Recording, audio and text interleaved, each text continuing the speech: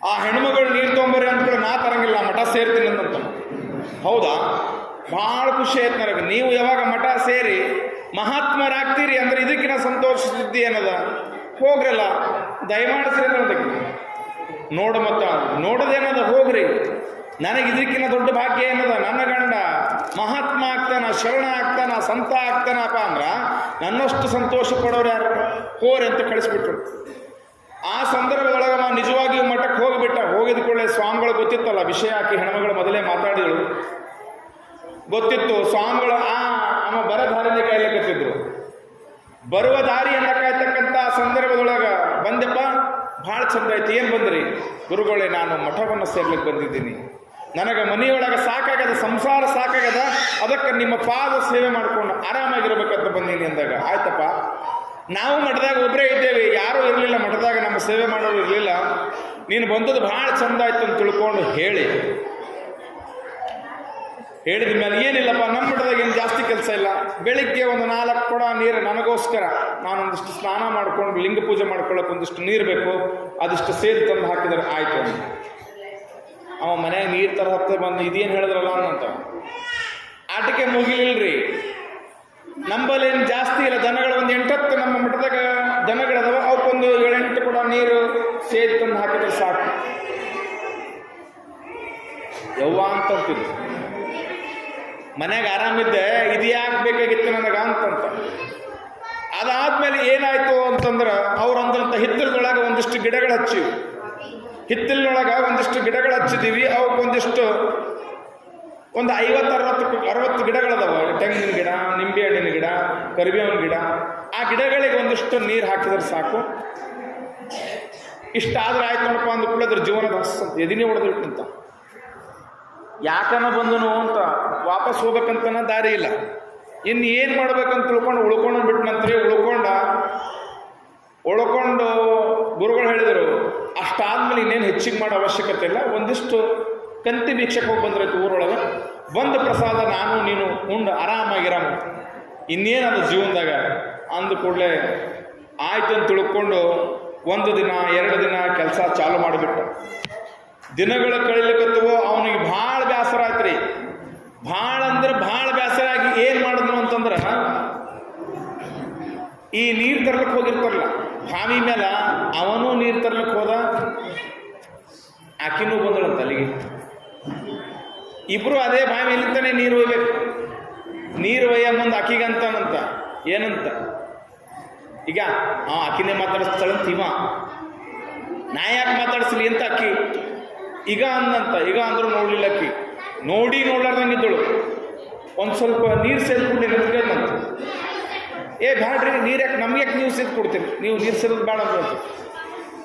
ಅದಾದ್ಮೇಲೆ ಸೇದ್ಕೊಂಡು ಇಟ್ಟಿದ್ದಳು ಕೊಡಗಳು. ಮತ್ತು ಒಂದಿಷ್ಟು ಕೊಡ ಎತ್ತೀನಿ ನಿಮಗಂದ. ನಿಮ್ಮಂಥ ಮಹಾತ್ಮರ ಕಡೆಯಿಂದ ಸೇವೆ ನಾವ್ಯಾಕೆ ಮಾಡಿಸ್ಕೋಬೇಕು, ನೀವು ಮಹಾತ್ಮರು ಶರಣರು, ನಿಮ್ಮ ಕಡೆಯಿಂದ ನಾವು ಸೇವೆ ಮಾಡಿಸ್ಕೊಳ್ಳಲ್ರಿ ಅಂತ ಹೇಳ್ತಕ್ಕೆ. ಅಂದ ಕೂಡಲೇ ಹೇಳ್ತೀನಿ, ಇವನಿಗೆ ಪೂರಾ ಕೆಳಗಿಂದ ಪೂರಾ ಇಲ್ಲಿ ತನಕ ಬೆಂಕಿ ಹತ್ತಿದಂಗೆ ಆಗ್ಬಿಡ್ತು. ನನ್ನ ಹೆಂಡತಿ ಯಾವಾಗ ಇಷ್ಟು ತಿರಸ್ಕಾರ ಮಾಡ್ಲಿಕ್ಕತ್ತಾಳ ಅಂದಾಗ ಸ್ವಾಮಿಗಳಿಗೆ ಹೋಗಿ ಹೇಳ್ದಂತ. ಸ್ವಾಮಿಗಳಿಗೆ ಹೋಗಿ, ನಾನು ಮನೆಗೆ ಹೋಗ್ಬೇಕಂತ ಮಾಡ್ತೀನಿ, ಹೋಗಲ್ಲ ಅಂದ್ರೆ ಹೋಗು, ಆದ್ರೆ ನಾನು ಹೆಂಡತಿ ನನಗೆ ಮನೆಯಾಗ ಸೇರಿಸ್ಕೊಳ್ಳಲ್ರಿ. ಮನೆಯಾಗ ಸೇರಿಸ್ಕೊಳ್ಳಲ್ಲ ಅಂತಂದಾಗ ಅವ್ರಂದ್ರಂತ, ಹಂಗೇನಿಲ್ಲ, ಹೋಗಿ ಆಕಿನ ಕಾಲು ಹಿಡ್ಕೊಂಡು ಹೋಗಿ ಆಕಿನ ಕಾಲು ಹಿಡ್ಕೊ, ಸೇರಿಸ್ಕೊತಾವ. ಟೈಮ್ ಆಯಿತು, ಗುರುಗಳು ಹೇಳೋದೇ ಬೇಕಾಗಿತ್ತು ಅವನಿಗೆ. ಅಲ್ಲಿ 10 ಕೊಡ ನೀರು ತಂದ್ರೆ ಬಿಸಿ ಮಾಡಿ ಹಾಕೋದಲ್ದೇನೆ ಹೆಂಡತಿನೇ ಹೇಳ್ದಂಗೆ ಕೇಳ್ಕೊಂಡಿರ್ತೀವಿ. ಮನೆಗೆ ಹೋದ, ಬಾಗಿಲು ಬಡದ, ಬಾಗಿಲು ತೆಗಿ ಯಾರು ಅಂತ ಕೇಳಿದಳು. ನಾ ಇದ್ದೀನಿ, ನಿಮ್ಮವ. ನಮ್ಮವ ಅಂದ್ರೆ ಯಾರು? ನಿನ್ನ ಗಂಡ ಇದ್ದೀನಿ. ನಮ್ಮ ಗಂಡ ಯಾಕೆ ಇರ್ತಾರ್ರಿ? ಅವರು ಸ್ವಾಮಿಗಳಾಗ್ಯಾರ, ಅವ್ರ ಮಹಾತ್ಮರಾಗ್ಯಾರ, ಅವ್ರ ಮಠದಾಗ ಅದಾರ. ಇಲ್ಲ, ನಾನೇ ಬಂದಿನ ತೆಗಿ ಅಂದ ಕೂಡಲೇ ತೆಗೆದಳು ಅಂತ. ತೆಗೆದ ಮೇಲೆ ಸೀದಾ ಹೋಗಿ 8 ಕಾಲು ಗಟ್ಟಿಯಾಗಿ ಹಿಡ್ಕೊಂಡ್ಬಿಟ್ನಂತ. ನೀ ಹೇಳ್ದಂಗೆ ಕೇಳ್ಕೊಂಡಿರ್ತೀನಿ, ಇಲ್ಲೇ ಇರ್ತೀನಿ ಅಂತ ತಿಳ್ಕೊಂಡು. ಹಂಗೆ ಕೆಲವೊಬ್ಬರಿಗೆ ಸಂಸಾರದೊಳಗೆ ನೆಪ ಮಾತ್ರಕ್ಕೆ ವೈರಾಗ್ಯ ಬಂದಿರ್ತದ. ಆ ವೈರಾಗ್ಯ ಕೊನೆ ತನಕ ಉಳಿಯೋದಲ್ಲ ಅಂತ. ಇಲ್ಲಿ ಶುಂಭನಿಗೆ ಬಂದಿರತಕ್ಕಂಥ ವೈರಾಗ್ಯವು ಅಷ್ಟೇ, ಅದೇ ಟೈಮಿನ ಸಿಟ್ಟು ಬಂದುಬಿಡ್ತಂತ. ವೈರಾಗ್ಯ ಅಳದ ಸಿಟ್ಟು ಬಂದುಬಿಡ್ತು. ಎಂಥ ಸಿಟ್ಟು ಬಂದುಬಿಡ್ತು ಅಂತಂದ್ರೆ, ಒಡೆಬೆಡದೆ ಬ್ರಹ್ಮಾಂಡವದನು ಒಡೆಬೆಡವೆ ಬ್ರಹ್ಮಾಂಡವಿದನು ಸುಡುವೆ ಹರಿಹರಾದಿಗಳಿಂದ ತಕ್ಕಡೆಗೆ ಚಂಡಿಯ ಹಂಚುವೆನೋ ಖಂಡವೇ ಪಿಶಾಚರಿಗೆ ನುಡಿದನು ಬಲವಿನ್ನು ಎನ್ನಯ ಒಡವೆ ಹೋದದ್ದು ಎನ್ನುತ್ತನ ಹಿಡಿಯುತ್ತಲೀ ಆ ದೇಹ ಸಾಕೆನುತ್ತಿದ್ದನ ಸುರೇಂದ್ರ. ಆ ಅಸುರ ಈ ಬ್ರಹ್ಮಾಂಡವನ್ನು ಹೊಡೆಯುವಂಗ, ಈ ಬ್ರಹ್ಮಾಂಡವನ್ನೇ ಹೊಡೆಯುವಂತಕ್ಕಂಥ ಸಿಟ್ಟು ಹರಿಹರನ್ನ ಸುಟ್ಟು ಬಿಡ್ತೀನಿ, ಆ ಚಂಡಿಯನ್ನ ಎರಡು ತುಂಡುಗಳನ್ನು ಮಾಡಿ ಮಾಂಸವನ್ನ ಪಿಸಾಚಿಗಳಿಗೆ ಹಾಕ್ಬಿಡ್ತೀನಿ ಅಂತ ತಿಳ್ಕೊಂಡು ಆ ವೈರಾಗ್ಯ ಅಲ್ಲೇ ಬಿಟ್ಟು ಸಿಟ್ಟಿನಿಂದ ಯುದ್ಧವನ್ನು ಮಾಡಲಿಕ್ಕೆ ನಿಂತು ಬಿಟ್ಟಂತ ಯಾರ ಜೊತೆಗೆ? ಜಗಜ್ಜನನಿಯಾಗಿರ್ತಕ್ಕಂಥ ಹಿಮಸುತೆ ಪಾರ್ವತಿಯ ದೇವಿಯ ಜೊತೆಗೆ ಯುದ್ಧವನ್ನು ಮಾಡಲಿಕ್ಕೆ ನಿಂತ. ಮೂರು ಲೋಕದೊಳಗೆ ಮೂರು ಲೋಕಂಗಳು ಎಲ್ಲೋ ವೀರ ಕೇಳೈ ಕರ್ಯಣಂಬರು ಆರು ದುಷ್ಟಂದವರು ಇಲ್ಲವೋ ನಿನ್ನ ವಚನದಲ್ಲಿ ತೋರುತ್ತಿದೆ ದುಷ್ಟಾಗ್ನಿ ಮರಕೆಯ ಘೋರ ಅರಿತ ದುಷ್ಟನಾದುಡೆ ತೋರುವುದು ದುಷ್ಟಾಗ್ನಿ ಹೊರಲಿ ಎಂದಳ ದೇವಿ. ಎಲ್ಲಾ ದುಷ್ಟ ಹೆಂಗಸೆ ನಿನ್ನನ್ನ ಬಡದು ಸಂಹಾರವನ್ನ ಮಾಡ್ತೀನಿ ಅಂತಂದಾಗ ಆ ಜಗನ್ಮಾತೆ ಹೇಳ್ತಾಳ, ಜಗತ್ತಿನೊಳಗ ಮೂರು ಲೋಕದಲ್ಲಿಯೂ ಕೂಡ ನನಗೆ ಯಾರೂ ಕೂಡ ಇದುವರೆಗೂ ದುಷ್ಟ ಅಂತ ಕರೆದಿರಲಿಲ್ಲ. ಮೊದಲ ಬಾರಿಗೆ ನನಗ ದುಷ್ಟ ಅಂತ ನೀನು ಕರೆದಿದ್ರು, ದುಷ್ಟಾಮಿ ನನಗೆ ನೀ ದುಷ್ಟ ಅಂತ ಕರೀಲಿಕ್ಕತ್ತೀನಿ ಅಂತ ಹೇಳಿ ನಾನು ದುಷ್ಟರಿಗೆ ದುಷ್ಟಳು. ಅವಾಗ ಹೇಳ್ತಾಳೆ ಆ ತಾಯಿ, ದುಷ್ಟರಾಗಿರ್ತಕ್ಕಂಥವರಿಗೆ ನಾನು ದುಷ್ಟ ಇದ್ದೀನಿ, ಸ್ರಷ್ಟರಾಗಿರ್ತಕ್ಕಂಥವರಿಗೆ ಅತಿ ಸ್ರಷ್ಟವಾಗಿರ್ತಕ್ಕಂಥವಳಿದ್ದೀನಿ ಅಂತ ಹೇಳಿದಾಗ ಯಾವಾಗ ಆ ತಾಯಿಗೆ ದುಷ್ಟ ಅಂತ ಕರೀತಾನ, ಆವಾಗ ಆ ತಾಯಿಗೆ ಕೂಡ ನೀನು ಯಾವಾಗ ನನ್ನ ದುಷ್ಟ ಅಂತ ಅಂದ್ರೆ ಆಯಿತು ನಾನು ದುಷ್ಟನೇ ಇದ್ದೀನಿ ಒಪ್ಕೊಂಡ್ಬಿಟ್ರು ಅಂತವಳು. ನಿನ್ನ ಪಾಲಿಗೆ ನಾನು ದುಷ್ಟನೇ ಇದ್ದೀನಿ ಅಂತ ತಿಳ್ಕೊಂಡು ಅವಾಗ ಅದಕ್ಕೆ ಒಂದು ಸಣ್ಣ ದೃಷ್ಟಾಂತವನ್ನು ಕೊಡ್ತೀನಿ ನಾನು. ಈ ಮಹಾದುಷ್ಟನಾಗಿರ್ತಕ್ಕಂಥ ಶುಂಭನಿಗೆ ಆ ದೇವಿ ದುಷ್ಟವಾಗಿ ಕಾರಣಕತ್ತಳಪ್ಪ ಅಂತಂದ್ರೆ ಒಂದು ದೃಷ್ಟಾಂತ ಕೊಡಬೇಕು ಅನ್ನಿಸ್ತದೆ. ಯಾಕಂತಂದ್ರೆ ದ್ರೋಣಾಚಾರ್ಯರು ಅವರ ಶಿಷ್ಯರಾಗಿರ್ತಕ್ಕಂಥ ದುರ್ಯೋಧನ ಮತ್ತು ಧರ್ಮರಾಯನಿಗೆ ಒಂದು ಕೊನೆಯದಾಗಿ ಒಂದು ಪ್ರಶ್ನೆಯನ್ನು ಕೇಳ್ತಾರೆ. ಅವ್ರ ಎಜುಕೇಶನ್ ಕಂಪ್ಲೀಟ್ ಆಗಿರ್ತದೆ, ಅವ್ರು ಇದುವರೆಗೂ ಓದಿರ್ತಕ್ಕಂಥ ಶಿಕ್ಷಣ ಮುಗಿದಿರ್ತದ. ಕೊನೆಯದಾಗಿ ಒಂದು ಪ್ರಶ್ನೆ, ಅದಾದ ಕೂಡಲೇ ಅವರಿಗೆ ಸಂಡಪ್ ಪಾರ್ಟಿನೇ. ನಾಳೆಗೆ ನಮಗೆ ಸಂಡಪ್ ಕೊಡ್ತಿರಲ್ಲ, ಬೀಳ್ಕೊಡುಗೆ ನಾಳೆಗೆ ನಮಗೆ, ನಾಳೆ ಎಲ್ಲಿಗೆ ಬರೋಣ ನಾಡ್ದಂತ ಹೇಳಿ ಹೌದಂದ್ರೆ ನಮ್ಮ ಮಂಜು ಅವರು ನಾಳೆ ನಮಗೆ ಸಂಡಪ್ ಪಾರ್ಟಿ ಏನ್ರಿ, ನಮ್ಮ ಬ್ಯಾಕ್ ಮಾಡಿ ಇಟ್ಟಿವ್ರಿ ಈಗಾಗಲೇ ನಾವು ರೆಡಿಯಾಗಿಬಿಟ್ರೆ ನಾವು ಊರಿಗೆ ತಯಾರಾಗಿದ್ದೀವಿ. ಹಂಗ ಬೀಳ್ಕೊಡುಗೆ ಅಂತಕ್ಕಂಥದ್ದು ಈ ಕೌರವರು ಮತ್ತು ಪಾಂಡವರ ಮಕ್ಕಳಿಗೆ ಏನು ದ್ರೋಣಾಚಾರ್ಯ ವಿದ್ಯೆ ಕಲಿಸ್ಬೇಕಾಗಿತ್ತು ಎಲ್ಲ ಕಲಿಸಿದ್ರು. ಅದಕ್ಕೆ ಒಂದು ಪೇಪರ್ ಕೊಟ್ರಂತ, ಒಂದು ಪುಸ್ತಕ ಕೊಟ್ರಂತ ದ್ರೋಣಾಚಾರ್ಯರು, ನೋಡು ನೀವು ದುಷ್ಟರು ಯಾರ್ಯಾರದಾರ ಮತ್ತು ಶಿಷ್ಟರು ಯಾರ್ಯಾರ ಬರ್ಕೊಂಡು ಬರ್ರಿ ಅಂತ ಕೊಟ್ರ. ಆ ದುರ್ಯೋಧನಿಗೆ ಕೊಟ್ರಂತ. ದುರ್ಯೋಧನ ಹಸ್ತಿನಾಪುರಕ್ಕೆ ಹೋಗಿ ಎಲ್ಲರದು ಲಿಸ್ಟ್ ಮಾಡ್ಕೊಂಡು ಬಂದಂತ, ಎಲ್ಲರದು ಲಿಸ್ಟ್ ಮಾಡ್ಕೊಂಡು ಬಂದಂತ, ಬರ್ಕೊಂಡು ಬಂದಂತ. ನೋಡಿದ್ರೆ ದ್ರೋಣಾಚಾರ್ಯ ಏನಂತ, ದುಷ್ಟರು ಎಲ್ಲರೂ ದುಷ್ಟರಿಂದ ಬರ್ದಿದ್ದಂತ ಒಳಗೆ. ಅಂದ್ರೆ ನಾವು ಸಣ್ಣವಿರ್ಲಿಕ್ಕ ಆ ಭೀಷ್ಮ ಪಿತಾಮಹನು ಕೂಡ ಒಂದೇನೋ ಅವನಿಗೆ ತಿಳ್ಳಿ ಕೊಟ್ಟಿರಲಿಲ್ಲ. ಅವ್ರ ಮುದ್ದೆನೂ ತಪ್ಪೆ, ಅವ್ರ ಅಪ್ಪನೂ ತಪ್ಪೆ, ಅವ್ರ ಅಮ್ಮನೂ ತಪ್ಪೆ, ಎಲ್ಲರೂ ನನಗೆ ಕೆಟ್ಟವ್ರೆ ಅಂತ ಬರ್ಕೊಂಡ್ಬಂದ್ಬಿಟ್ನಂತ. ಮತ್ತು ಧರ್ಮರಾಯನ ಕೈದಾಗ ಪುಸ್ತಕ ಕೊಟ್ರಂತ. ಆ ಧರ್ಮರಾಯನು ಬರ್ಕೊಂಡು ಬಂದ್ಬಿಟ್ನಂತ. ಏನಂತ, ಎಲ್ಲರೂ ಶಿಷ್ಟರು ಅಂತಾನೆ ಬರ್ಕೊಂಡು ಬಂದಂತ. ಎಲ್ಲರೂ ಸೃಷ್ಟರೇ ಹಾರ ಅಂತ ತಿಳ್ಕೊಂಡು ಬರ್ಕೊಂಡು ಬಂದ್ಬಿಟ್ಟ. ಅವಾಗ ದ್ರೋಣರು ಕೇಳ್ತಾರೆ, ದ್ರೋಣಾಚಾರ್ಯ ಭೀಷ್ಮಾಚಾರ್ಯರು ಕೇಳ್ತಾರೆ ಏನಂತ, ಅಲ್ಲಪ್ಪ ಮತ್ತೆ ನೀನು ಇವ್ರ ಹೆಸರನ್ನ ಬರ್ಕೊಂಡ್ಬರ್ಬೋದಾಗಿತ್ತಲ್ಲ, ಆ ದುರ್ಯೋಧನ ಹೆಸರನ್ನ ಬರೀಬೇಕಾಗಿತ್ತಲ್ಲ. ಇಲ್ರಿ, ದುರ್ಯೋಧನ ನನ್ನ ತಮ್ಮನ, ಸಣ್ಣ ಹೋದನ, ಅವನಿಗೆ ಒಂದಿಷ್ಟು ತಿಳಿಯಂಗಿಲ್ಲ, ಹಂಗಾಗಿ ಅವನಿಗೆ ನಾನು ದುಷ್ಟ ಅಂತ ಅನ್ನಂಗಿಲ್ಲ, ತಿಳುವಳಿಕೆ ಇಲ್ಲ ಅವನಿಗೆ, ಅದು ಸರಿ ಹೋಯ್ತಪ್ಪ ಅಂದ್ರೆ ಅವನು ಒಳ್ಳೆ ಮಾತು. ಹಂಗ ಇದ್ರ ಅರ್ಥ ಏನು ಅಂತಂದ್ರ, ದುಷ್ಟರಿಗೆ ಜಗತ್ತಿನೊಳಗೆ ಕೆಟ್ಟವರಿಗೆ ಎಲ್ಲರೂ ಕೆಟ್ಟವರಾಗೆ ಕಾಣಿಸ್ತಾರಂತ, ಒಳ್ಳೆಯವರಿಗೆ ಎಲ್ಲರೂ ಒಳ್ಳೆಯವರಾಗಿ ಕಾಣಿಸ್ತಾರಂತ. ಹಂಗ ಇಲ್ಲಿ ಶುಂಭನಿಗೆ ಆ ದೇವಿ ಕೂಡ ದುಷ್ಟಳಾಗಿ ಕಾಣಕತ್ತಳ. ಗೃತದೃಷ್ಟಿ, ಕುಕ್ಕುಲ ದೃಷ್ಟಿ, ಎರಡು ದೃಷ್ಟಿಗಳದಾವಂತ್ರಿ. ಪಕ್ಷಿಗಳಲ್ಲಿ ಘೃತದೃಷ್ಟಿ ಅಂತಕ್ಕಂಥದ್ದೊಂದು ದೃಷ್ಟಿ ಅದ. ಘೃತ ಅಂತಂದ್ರೆ ಹದ್ದು, ಹದ್ದಿನ ದೃಷ್ಟಿ ಒಂದದ. ಇನ್ನೊಂದು ಕುಕ್ಕುಟ ದೃಷ್ಟಿ, ಕೋಳಿ. ಈ ಹದ್ದು ನೀವು ನೋಡ್ರಿ, ಆಕಾಶದಿಂದ ಮ್ಯಾಲಿಂದ ಹರ್ಕೊಂಡು ಬರ್ತದ, ನೋಡ್ತಿರ್ತದೆ. ಏನ್ ನೋಡ್ತಿರ್ತದ ಅಂತಂದ್ರೆ, ನೀವು ಏನೆಲ್ಲ ಅಡಿಗೆ ಮಾಡಿಡ್ರಿ ಮಾಳಿಗೆ ಮೇಲೆ, ಹೋಳಿಗೆ ಮಾಡ್ರಿ, ಪಾಯಸ ಮಾಡ್ರಿ, ಜಾಮೂನ್ ಮಾಡ್ರಿ, ಇನ್ನೇನು ಮನಿ ಒಳಗೆ ಮಾಡಬೇಕಾಗಿರ್ತಕ್ಕಂಥ ಒಳ್ಳೊಳ್ಳೆ ಎಲ್ಲ ಪದಾರ್ಥಗಳ ಪಾಯಸ ಮಾಡ್ರಿ, ಅನ್ನ ಮಾಡ್ರಿ, ಪಲ್ಯ ಮಾಡ್ರಿ, ಚಪಾತಿ ಮಾಡ್ರಿ. ಗುರುಗಳು ಇವೆಲ್ಲ ಏನು ಅಡಿಗೆ ಪದಾರ್ಥಗಳು ನಿಮ್ಮ ಬಯಕೆ ಅಂತ ಕೇಳಾಗಿದ್ರಿ, ನನಗೆ ಉಪವಾಸ ಇದ್ದೀರಿ, ಇವೆಲ್ಲ ಏನು ಅಡಿಗೆ ಪದಾರ್ಥಗಳು ಅಥವಾ ನಿಮ್ಮ ಬಯಕೆ ಅಂತ ಕೇಳಾಗಿದ್ದೀರಿ. ಸುಮ್ಮನೆ ಮಾತಿಗಳಲ್ಲಿ ಅದ್ರ ಜೊತೆಗೆ ಒಂದಿಷ್ಟು ಮಾಂಸ ಇಟ್ಟುಬಿಡ್ರಿ. ಆ ಹದ್ದು ಮೇಲಿಂದ ಹಾರಿ ಬಂದು ಅವೆಲ್ಲವನ್ನ ಬಿಟ್ಟು ಆ ಮಾಂಸನೇ ತಿಂತದಂತ. ಹಂಗ ಅದು ಘೃತದೃಷ್ಟಿ. ಕೆಟ್ಟವರ ಕಣ್ಣಿಗೆ ಕೋಳಿ ಏನ್ ಮಾಡ್ತದ ಅಂದ್ರೆ, ತಿಪ್ಪೆ ಒಳಗೂ ಕೂಡ ಆ ಆಯ್ದು ಕಾಳುಗಳನ್ನೇ ಹುಡ್ಕೊಂಡು ತಿಂತದಂತ. ಆ ಕಾಳುಗಳ ಮೇಲೆ ಕೋಳಿ ಹುಡ್ಕೊಂಡು ತಿಂತದ. ಹಂಗ ಇಲ್ಲಿ ಒಳ್ಳೆಯವರಿಗೆ ಒಳ್ಳೇದು ಕಾಣಿಸ್ತದ, ಕೆಟ್ಟವರಿಗೆ ಕೆಟ್ಟದೇ ಕಾಣಿಸ್ತದಂತ. ಈ ಊರಾಗ 4 ಮಂದಿ ಮಾತಾಡ್ಕೊತ ಕುಂತಿರ್ತಾರ. ಏನ್ ಹಿಡಿದ್ರಿ ಕಾಳಿಕಾಯಿ ದೇವಿ ಗುಡಿ ಒಳಗ ಅಂತ ಕೇಳ್ತಾರೆ. ಯಾರ ಏನ್ ಮಾಡ್ತೀರಿ, ಅವ್ರ ಕೆಲಸ ಇಲ್ಲ, ಸುಮ್ 9 ದಿನ ರೊಕ್ಕ ಹಾಳು ಮಾಡಿ ಪುರಾಣ ಕಚ್ಚಾರ, ಅದು ಯಾವುದೋ ಸ್ವಾಮಿ ಬಂದದು ಅಂತ ಹೇಳಿದ್ರು. ಅವ್ರ ಕೆಲಸ ಏನಂದ್ರೆ ದಿನ ಯಾರ ಬಗ್ಗೆ ಏನೋ ಕೆಟ್ಟದ್ದು ಮಾತಾಡೋದೆ, ಏನನ್ನ ಒಂದು ಅನ್ನೋದೆ. ಆ 4 ಮಂದಿ ಒಳಗ ಒಬ್ಬ ಕೆಳಗೆ ಬಂದು ತಿಳ್ಬೋದು.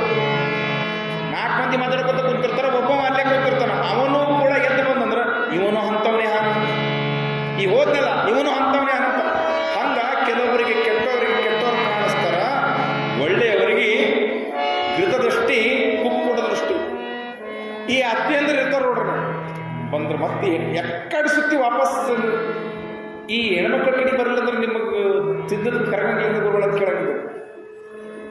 ಈ ಅತ್ಯಂದ್ರೆ ಇರ್ತಾರ ನೋಡ್ರಿ, ಮನೆ ಒಳಗ ಸೊಸಿ ಮೇಲೊಂದು ದೃಷ್ಟಿ ಬೇರೆನೇ ಇರ್ತದೆ, ಮಗಳ ಮೇಲೊಂದು ದೃಷ್ಟಿನೇ ಬೇರೆ ಇರ್ತದೆ. ಸೊಸಿ ಏನಾರ ಮಾಡಿದ್ರ ಯಾಕ, ಮಗಳೇನಾರ ಮಾಡಿದ್ರು ಓಕೆ, ಸೊಸಿ ಮಾಡಿದ್ರೆ ಯಾಕ, ಮಗಳು ಮಾಡಿದ್ರು ಓಕೆ. ಹಂಗ ದೃಷ್ಟಿ ಸೊಸಿ ಮತ್ತು ಮಗಳಲ್ಲಿಯೂ ಕೂಡ ದೃಷ್ಟಿ ಬೇರೆನೇ ಇರ್ತದ. ಅದಕ್ಕೆ ಹಂಸ ಪಕ್ಷಿ ನೋಡ್ರಿ ನೀವು, ಅದು ಒಳ್ಳೆ ದೃಷ್ಟಿ ಇರ್ತದೆ. ನೀರಿನಲ್ಲಿಯೂ ಕೂಡ ಹಂಸ ಕ್ಷೀರವನ್ನೇ ಎಳ್ಕೊಳ್ತದಂತ. ನೀರಿನ ಹಾಲು ಇರ್ತದಂತ ಯಾರಿಗೆ ಗೊತ್ತದ. ನೀರಿನೊಳಗಿಂದ ಕೂಡ ಹಂಸ ಪಕ್ಷಿ ಹಾಲನ್ನೇ ತಗೊಳ್ತದಂತ. ಹಂಗ ಒಳ್ಳೆಯವರು ಇವೆಲ್ಲ ವಿಷಯಗಳೇನು ಮಾತಾಡಿ ನೋಡ್ರಿ. ಇಷ್ಟು ದಿನ 8 ದಿನ ಆಡಿರಿ. ಇನ್ನೊಂದು ಕತೆ ಹೇಳ್ಬಿಟ್ಟು ಲಾಸ್ಟ್ ಹೇಳ್ಬಿಟ್ಟು, ಇಲ್ಲ ಬೇಡ ಇರಲಿ, ಅದನ್ನು ನಾಳೆಗೆ ಹೇಳಿ ಅದನ್ನು ಹೇಳ್ತೀನಿ. ಏನೋ ಕತೆ ಹೇಳ್ತೀನಿ ಅಂದ್ರಲ್ರಿ, ನಾಳೆಗೆ ಹೇಳ್ಬೇಕಂತ ನೆನಪು ಮಾಡ್ಬೇಕು. ನೀವು ಯಾರನ್ನ ಭಾಳ ಆಗ್ತೀರಿ. ಇವೇನು 8 ದಿನ ಆಗೈತೆ ನೋಡ್ರಿ, ಕೊಡ ಇನ್ನೂ ತುಂಬಿಲ್ಲ. ನಾಳೆ ತುಂಬ್ತದ. ತುಂಬಿದ ಮೇಲೆ ಎಲ್ಲರಿಗೆ ನಾವು ಏನು ಹೇಳ್ಬೇಕಿದ್ರೆ ಸಮಾಧಾನ ಹೇಳ್ತೀವಿ, ಸಾರಿ ಹೇಳ್ತೀವಿ, ಇದೆಲ್ಲ ಮಾಡ್ಬಿಡ್ತೀವಿ. ಸ್ವಲ್ಪ ನೀವು ಇವತ್ತೊಂದಿನ ಏನೇ ಅಂದರೂ ಒಂದಿಟ್ಟು ಸ್ವಲ್ಪ ಪುರಾಣದ ಮಜಾ ಬರ್ಬೇಕಂತ ಹೇಳ್ತೀವಿ. ಹಂಗ ಹಂಸ ಪಕ್ಷಿ ಒಳ್ಳೇದನ್ನು ತಗೋತದಂತ. ಹಂಗ ಜೀವನದಲ್ಲಿ ಮನುಷ್ಯ ಒಳ್ಳೇದೇ ತಗೋತಾನ. ಸ್ವರ್ಗಲೋಕ ಮರ್ತಲೋಕ ಬೇರೆಲ್ಲ ಕಾಣಿರೋ ಸತ್ತಮ ನುಡಿಯುವುದೇ ಸ್ವರ್ಗಲೋಕ, ಮುಚ್ಚಮ ನುಡಿಯುವುದೇ ಮರ್ತಲೋಕ ಅಂತಕ್ಕಂಥದ್ದು. ಹಂಗ ಇವತ್ತು ಒಳ್ಳೇದು ಕೆಟ್ಟದು ಅಂತಕ್ಕಂಥದ್ದು ಬೇರೆ ಕಡೆಗಿಲ್ಲ, ಅದು ಇಲ್ಲೇ ಆದ. ಜಗತ್ತಿನೊಳಗೆ ಬೇರೆ ಎಲ್ಲಿಯೂ ಕೂಡ ಇಲ್ಲ, ಅದು ನಮ್ಮಲ್ಲಿ ಆದ. ಹಂಗ ಇಲ್ಲಿ ಆ ದೇವಿ ಜಗತ್ತಿನ ಜನನಿ, ಎಲ್ಲರಿಗೂ ಒಳ್ಳೆಯವರು ಕಾಣಿಸ್ತಕ್ಕಂಥ ದೇವಿ ಇವನ ಕಣ್ಣಿಗೆ ಕೆಟ್ಟ ಕಾಣಿಸ್ತಕ್ಕಳ. ಎಡತನಕ ಇದೆ ಹೇಳಮಿ, ಪುರಾಣ ಹೇಳ್ತೀರ ಮತ್ತು ನಿಮ್ಮ ಸುದ್ದಿ ಏನಿರ್ತದ ಅಂತ ಕೇಳಾಗಿದ್ದೀರ. ಆ ಸಂದರ್ಭದಲ್ಲಿ ಏನಾಗ್ತದ ಅಂತಂದ್ರ ಶುಂಭನ ಕೈಯಲ್ಲಿರ್ತಕ್ಕಂಥ ದೊಡ್ಡ ಬರ್ಚಿಯನ್ನು ತೆಗೆದುಕೊಂಡು ಸಿಟ್ಟಿನಿಂದ 1000 ಸೂರ್ಯರ ಪ್ರಕಾಶವನ್ನ, ಅವನ ಕೈಯೊಳಗಿರ್ತಕ್ಕಂಥ ಬರ್ಚಿ ಎಂಥದಿತ್ತಪ್ಪ ಅಂದ್ರ 1000 ಸೂರ್ಯರ ಪ್ರಕಾಶವನ್ನು ಹೊಂದಿರತಕ್ಕಂಥ ಹೊಳಿತಕ್ಕಂಥ ಕತ್ತಿಯನ್ನು ತೆಗೆದುಕೊಂಡು ಕುದಿತಾ ಬರ್ತಾ ಇರ್ತಕ್ಕಂಥ ಸಂದರ್ಭದಲ್ಲಿ ಏನಾಯ್ತು ಅಂದ್ರೆ ಸಮುದ್ರವೇ ಆ ಕತ್ತಿ ಹಿಡ್ಕೊಂಡಿರ್ತಕ್ಕಂಥ ಬಿಸಿಗೆ ಸಮುದ್ರವೇ ಉಕ್ಕಿ ಹರಿದು ಬಂತು. ಭಯಂಕರ ಕಿಡಿಗಳು ಹೊರಗೆ ಬಂದುಬಿಟ್ಟು ಅಂತ ಭೂಮಿ ಬಿರಿದು ಬಿಟ್ಟು ಭೂಮಿ ಬಿರುಕನ್ನು ಬಿಟ್ಟು ಬಿಟ್ಟಂತ ಅಷ್ಟು ಘೋರವಾಗಿ ಆ ಶುಂಭ ಯುದ್ಧವನ್ನ ಮಾಡಲಿಕ್ಕೆ ಬಂದುಬಿಟ್ಟ. ದೇವಿಯನ್ನ ನೋಡಿ, ಆ ದೇವಿಯನ್ನು ನೋಡಿ ಶುಂಭ ದೇವನು ಆ ಕತ್ತಿಯನ್ನೆಸೆದ ನೋಡಿ ಅದನ್ನು ತಪ್ಪಿಸಿಕೊಂಡಳು. ಆ ದೇವಿ ತಪ್ಪಿಸಿಕೊಂಡಿರ್ತಕ್ಕಂಥ ಸಂದರ್ಭದಲ್ಲಿ ಉಗಿಯ ರಾಶಿಯ ಹಬ್ಬಿತು. ಆ ರಾಶಿ, ಉಗಿ ರಾಶಿ ಏನು ಈ ಬೆಂಕಿ ಹತ್ತಿದರೆ ಹೆಂಗೆ ಹೊಗೆ ಹತ್ತದಲ್ಲ ಆ ರೀತಿ ಕಪ್ಪು ಹೊಗೆಯನ್ನು ಬಂದು ಬಿಡ್ತು, ಮೋಡದಂತೆ ಕವಿದು ಬಿಡ್ತು. ಶುಂಭ ಎಡಗಾಲನ್ನ ಭೂಮಿಗೆ ಹಿಂಗೆ ಒದ್ರ ಆ ಸಮುದ್ರ ಎಲ್ಲ ಕೂಡ ಸಮುದ್ರದಲ್ಲಿ ಏನಿರ್ತಕ್ಕಂಥವೆಲ್ಲ ಅವು ಹೊರಗ ಸಪ್ತ ಸಮುದ್ರಗಳು ಅಳ್ಳಾಡ್ಲಿಕ್ಕೆ ಪ್ರಾರಂಭ ಮಾಡಿದವು. ಅಷ್ಟು ಘೋರವಾಗಿ ಯುದ್ಧವನ್ನ ಮಾಡಲಿಕ್ಕೆ ಪ್ರಾರಂಭ ಮಾಡಿಬಿಟ್ಟ. ಬಗೆಬಗೆಯಾಗಿರ್ತಕ್ಕಂತಹ ಯುದ್ಧ ನಡೆದು ಯಾರ ಜೊತೆಗೆ? ಶುಂಭನಿಗೂ ಮತ್ತು ಆ ದೇವಿಗೂ. ಮುಷ್ಟಿ ಯುದ್ಧವನ್ನ ಮಾಡಲಿಕ್ಕೆ ಪ್ರಾರಂಭ ಮಾಡಿದ್ರು. ಮುಷ್ಟಿ ಯುದ್ಧ ಮುಗಿತು. ಮುಷ್ಟಿ ಯುದ್ಧ ಆಗಿದ ಅನೇಕ ಬಗೆಯ ಯುದ್ಧಗಳು, ಗದಾ ಯುದ್ಧ, ಖಡ್ಗ ಯುದ್ಧ ಆಗಿರ್ತಕ್ಕಂಥ ಬಹುಕೋಪದಿಂದ ಆ ದೇವಿ ಇದೆಲ್ಲವೂ ಆಗಿದ ಮೇಲೆ ಆಕೆಗೆ ಕೋಪ ಬಂದು ಬಿಡ್ತದ. ಇನ್ನು ಎಷ್ಟೊತ್ತು ಇವನ ಜೊತೆಗೆ ನಾನು ಯುದ್ಧವನ್ನು ಮಾಡುವುದು, ಇವನನ್ನ ಸಂಹಾರ ಮಾಡಬೇಕಂತ ತಿಳ್ಕೊಂಡು ಹುಟ್ಟಿದದು ಬಹುಕೋಪ ದೇವಿಗೆ.